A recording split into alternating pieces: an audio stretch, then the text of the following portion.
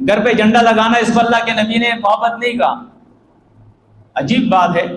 جھنڈا آپ نے سنی تحریک کا لگا دیا, جھنڈا آپ نے دعوت اسلامی کا لگا دیا, جھنڈا آپ نے جمعیت علماء پاکستان کا لگا دیا.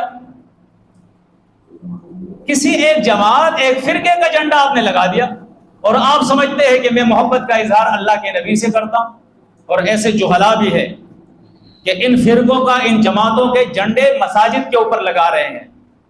اس 12 ربیع الاول کے موقع پہ آپ دیکھیں کتنی مساجدیں ہیں جہاں پر وہ رنگین پٹوں والا جھنڈا, جس میں ہرا رنگ ہے, نیلا رنگ ہے, جس کے اندر کالا رنگ ہے, مختلف رنگ کے جھنڈا بنایا ہوا ہے, اور وہ مساجد کے اوپر انہوں نے لگایا. اللہ کے قرآن کہتا ہے وَأَنَّ الْمَسَاجِدَ لِلَّهِ فَلَا تَدْعُوا مَعَ اللَّهِ أَحَدًا.